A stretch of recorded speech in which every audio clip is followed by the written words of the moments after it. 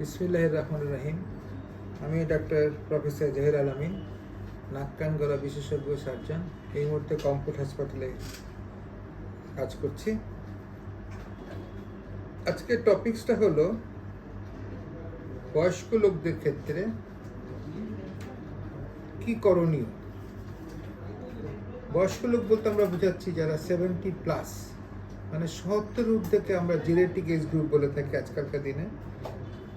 তো 70-এর উপর যারা বয়স, তাদের জন্য কয়েকটা জিনিস প্রতিদিন করতে হবে।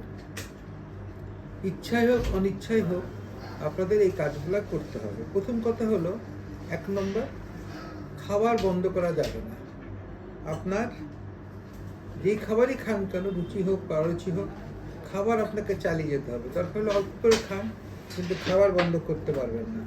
2 নম্বর, ইলেকট্রোলাইট মানে সল্ট আপনাকে প্রতিদিন কিছু পরিমাণ খেতে হবে। যদি আপনি খাবারের মধ্যে সল্ট না ঢুকে, স্পেশালি যদি আপনার বমি হয় অথবা আপনার ডায়রিয়া হয়, তাহলে কিন্তু আপনাকে ওটস স্যালাইন বা রাইস স্যালাইন কিছু একটা খেতে হবে।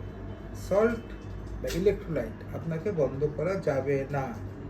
3 নম্বর যেটা হলো কি, রেগুলার আপনাকে ভিটামিন খেতে হবে। কারণ আমাদের হজম শক্তি কমে যায়, আমাদের অ্যাবজর্পশন পাওয়ার কমে যায়, অ্যাসিমিলেশন পাওয়ার কমে যায়।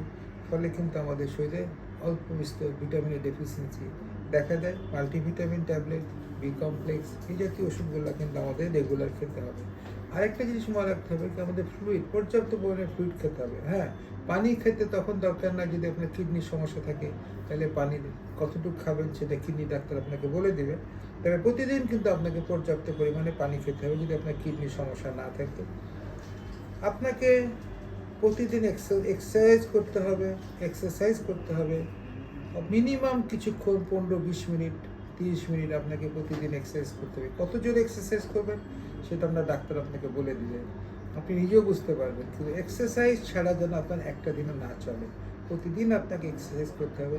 প্রতিদিন পারলে আপনাকে কিছুক্ষণ সানলাইট, সূর্যের আলোতে এক্সপোজার করতে হবে। এটা সকালের দিকে হলে ভালো, বিকালের দিকে হলে ভালো। যখন তীব্র লাইট থাকে, সানলাইট থাকে, যেরকম দুপুর 12টা থেকে 3টা পর্যন্ত, যে সময় সূর্য মাথার উপর থাকে, সেই সময় সূর্যের আলো অ্যাভয়েড করাই ভালো। আদারওয়াইজ প্রতিদিনই আধ ঘন্টা থেকে 1 ঘন্টা সকালের দিকে অথবা বিকেলের দিকে, মিষ্টি রোদ যেটাকে আমরা বলি, সেই সময় যেন সূর্যের আলো থাকতে হবে।